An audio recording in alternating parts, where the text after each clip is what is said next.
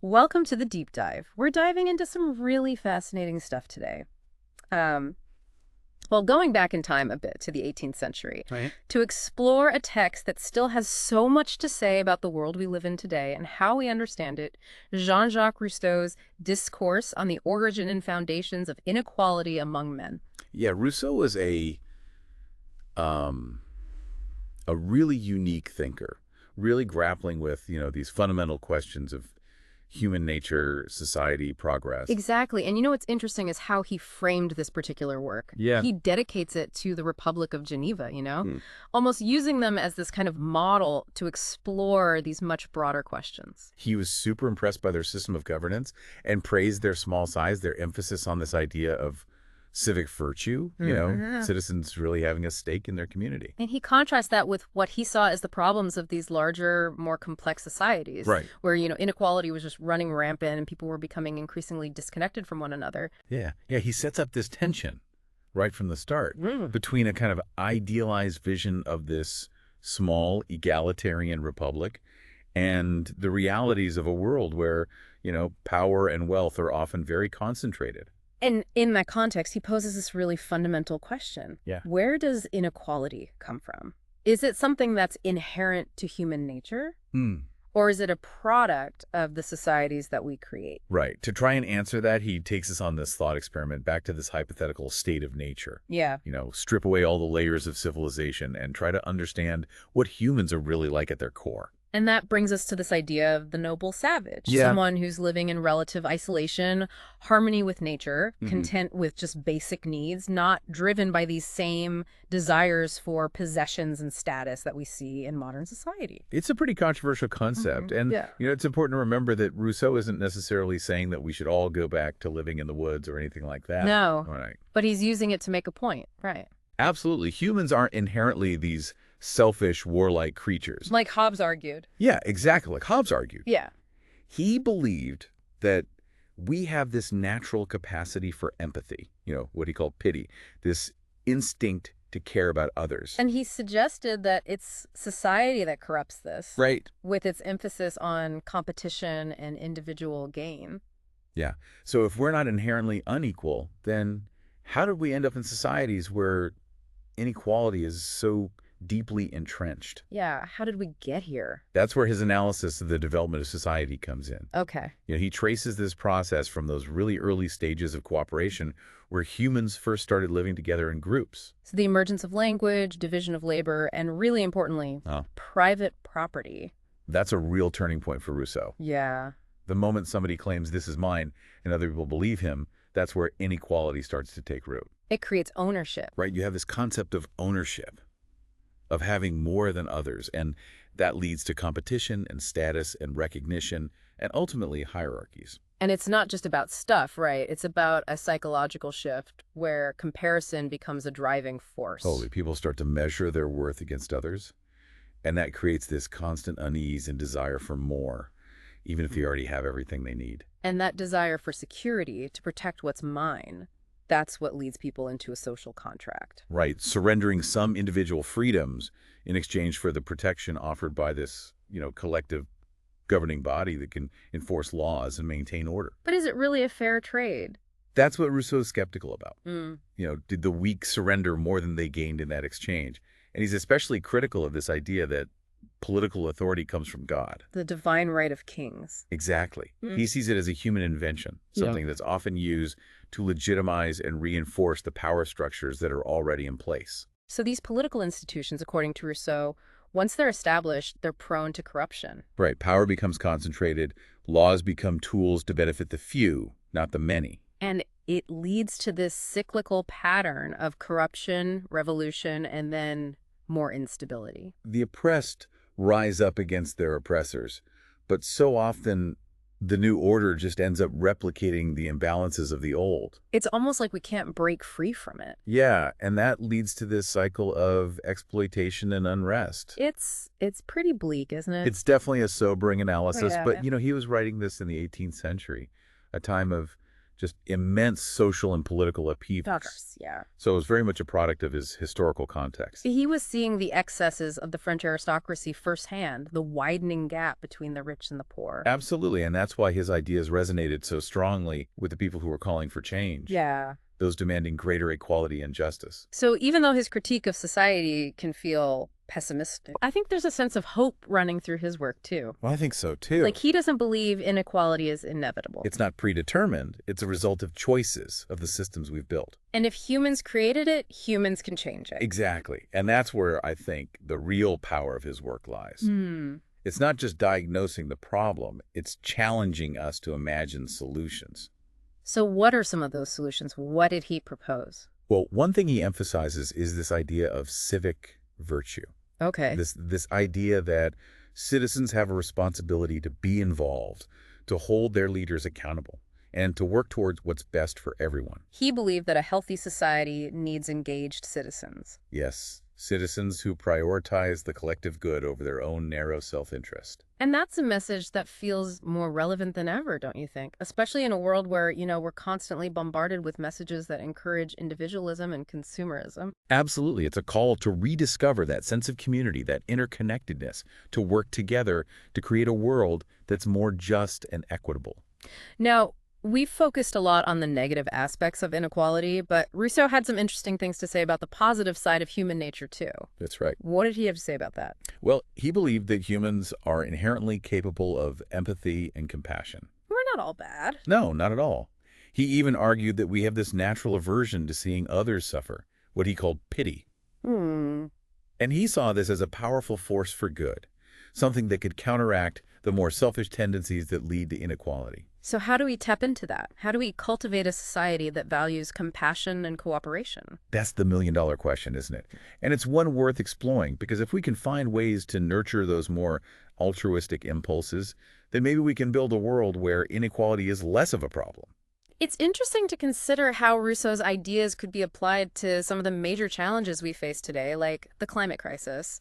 That's a great point. The climate crisis is ultimately a problem of inequality. Because those who have contributed the least to the problem are often the ones who suffer the most from its consequences. Exactly, and solving it requires a collective effort. Absolutely. A willingness to prioritize the needs of the planet and future generations above our own short-term interests. Which is exactly what Rousseau was talking about with civic virtue and the common good. He reminds us that we're not isolated individuals pursuing our own separate goals. We're part of a larger community. We're all connected. Exactly, and recognizing that is essential if we're going to tackle these complex global challenges. Okay, so we've covered a lot of ground here, going deep into Rousseau's critique of society, his ideas about human nature. But I want to shift gears for a bit and focus on something that really stood out to me. Okay. His concept of the noble savage. Ah, yes, it's definitely a provocative idea. It is. It's generated so much debate over the years. It has, and I can see why. Some people interpret it as this romanticized vision of the past. Right, this naive idealization of primitive life. But I think there's more to it than that. I agree. Rousseau wasn't literally saying that we should abandon civilization and go live in the woods. No, I don't think so. Right, he was using this thought experiment to highlight what he saw as civilization's corrupting influence. Exactly. His point was that as societies become more complex, they also become more unequal.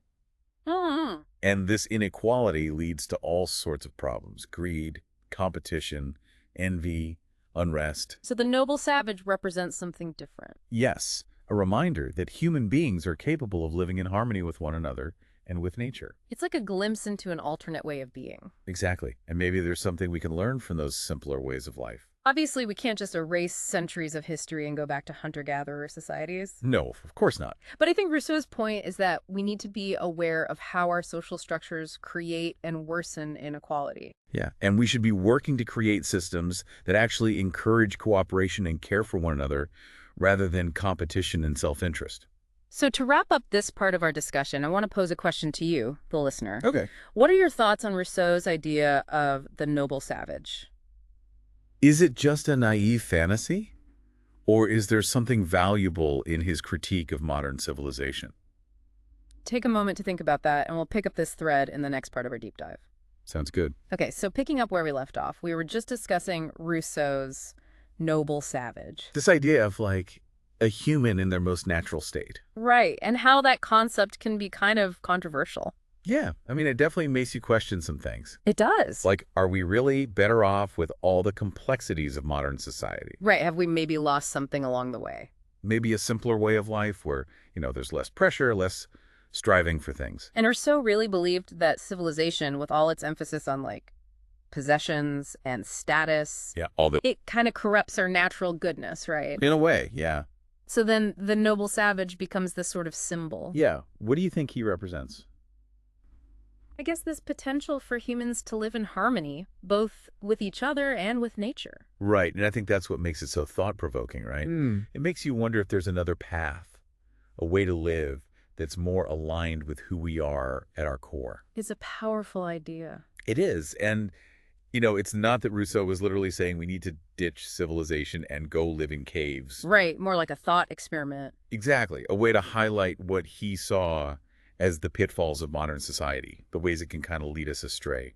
And one of those pitfalls is obviously inequality. A big one, yeah. Which brings us back to, the core of his discourse. Right, because even though he was writing centuries ago, these ideas are still so relevant today. Yeah, like the gap between the rich and the poor, that's only gotten wider in many parts of the world. And all the problems that come with that, poverty, social unrest, political instability. It feels like we're still grappling with the same issues that Rousseau was writing about. Absolutely. And I think his work can give us some insights into, why these problems persist. Like, what are the root causes? And maybe even some ideas for how to address them. Because he doesn't just offer criticism, he also proposes solutions. Right. And one of the key ones is this idea of civic virtue, which we touched on earlier. Right, this idea that citizens need to be active participants in shaping their society. Yeah, not just sitting back and letting things happen, but really engaging with the political process, holding their leaders accountable. It's about taking responsibility for the well-being of the community as a whole. Exactly. And, that's not always easy. No, especially in a world that often encourages us to focus on ourselves, our own individual success. But I think Rousseau would argue that that kind of self-centeredness is actually part of the problem. It contributes to the inequality, the division. And it prevents us from coming together to create a more just and harmonious society. It makes you think about our role in all of this, what kind of world do we want to live in? And how can we each contribute to making that happen? Yeah, are we just going to accept the status quo, or are we going to try to make things better? And I think that's where this concept of compassion comes in. Something that Rousseau talked a lot about, right? Yeah, he believed that humans are naturally capable of empathy, of caring for one another. He saw it as this fundamental aspect of human nature.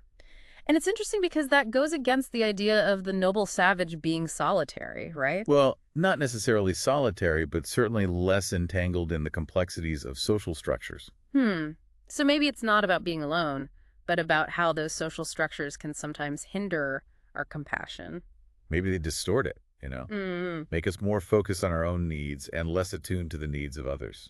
And maybe that's something we need to be more mindful of, how our systems can influence our behavior, our relationships with one another. Because if we want to create a more equitable world, a world where everyone has a chance to thrive, we have to find ways to nurture that sense of compassion. It has to be at the foundation of our institutions, our policies, our interactions with each other every day. It's a tall order, but it's worth striving for. Absolutely, and I think Rousseau would agree.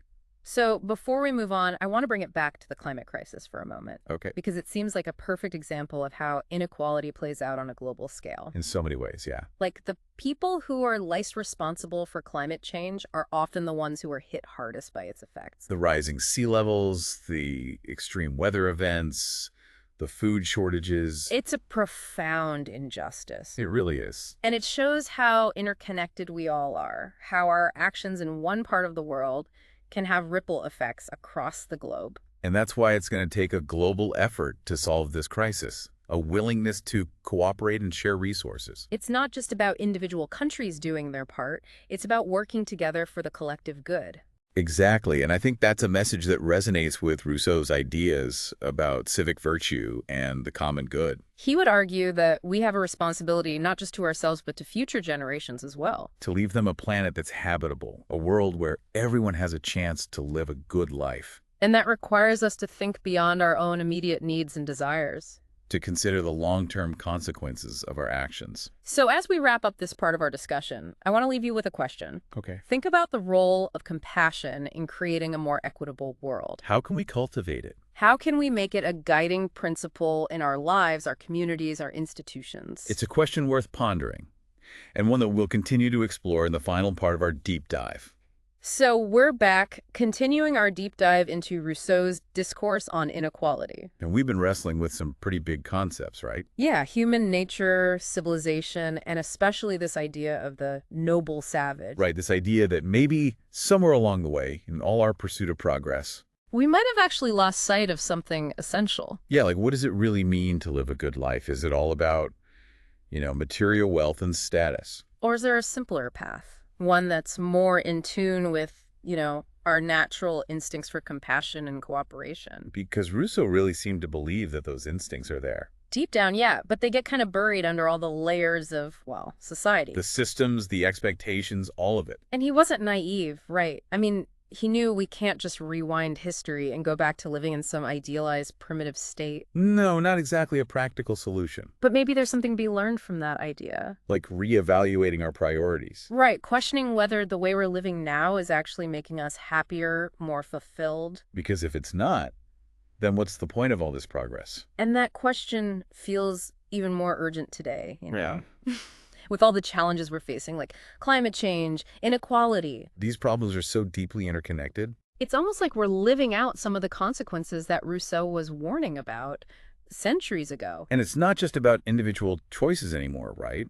It's about the systems we've created, the structures that perpetuate these issues. The systems that often prioritize profit over people, short-term gain over long-term sustainability. And if we want to change things, we need to change those systems. But how do we even begin to do that? It feels so overwhelming. Well, I think Rousseau would point us back to this idea of civic virtue. Right, that responsibility we all have to participate, to hold our leaders accountable, to demand better.